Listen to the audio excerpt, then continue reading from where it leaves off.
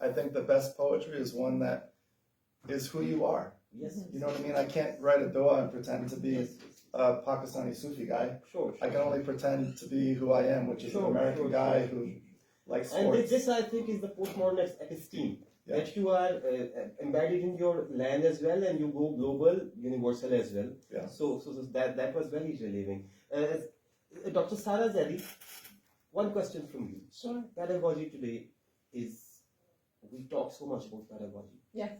But are we serious about changing the methods and curriculum syllabi?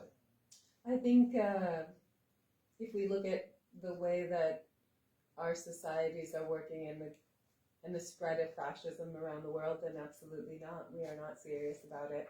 But yes, I think there's a lot of people out there who understand the power of dialogue, who understand the need for that dialogue within the classroom in order to create a world where we all can live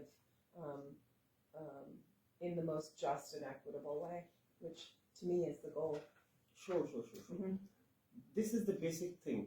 From the classroom, we breed a new generation. Absolutely. And the current flow of information that is going around the world, we can't take our kids, we can't make our kids to stay in that box. No. Even if we don't teach them, even if we keep them in the boundaries of this academia, they learn a lot.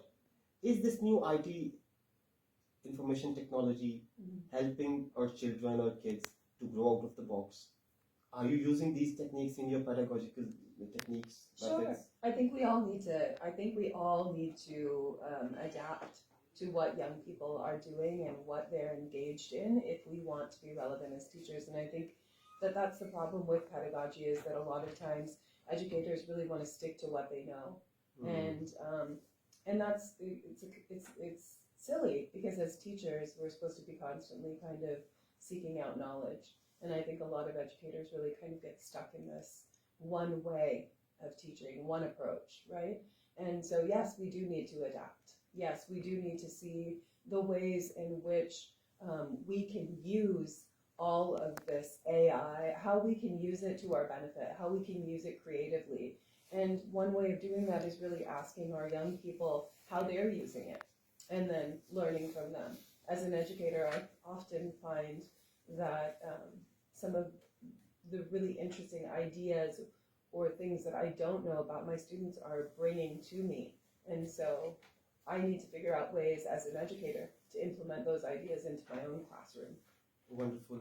A very famous linguist scholar, he quoted that currently whole of the academia of the world is established on corporate structure.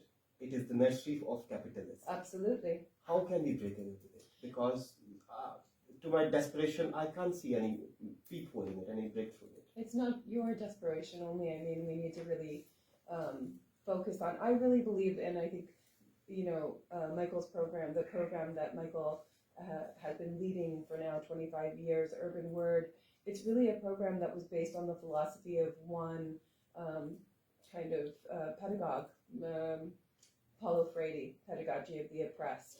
And so that philosophy really is that the way to liberation is through dialogue and through listening to people who are of the most marginalized communities, because they are experiencing, we need to listen to them as opposed to taking it to a top-down approach. So that's what we need to do. I mean, it's very easy to be hopeless. I often find myself being hopeless in these times as well. But I think there's so much possibility in the classroom if we just avail it. If we look at why we're at the point where we are at globally right now in terms of the spread of fascism, we can directly, at least I can say this in the United States, tie that back to a standards movement, a movement where rote memorization is kind of, that was perpetuated, right? Where critical thought, critical analysis was not encouraged. So I think if we start introducing multiple perspectives, and poetry, like I said before, is a wonderful way of doing so. If we start introducing multiple perspectives, that will really allow us to see each other as more human. Sure. And when in 21st century when we talk about kids, when we talk about system of education, I understand every child bears a different psychology, a different cultural background.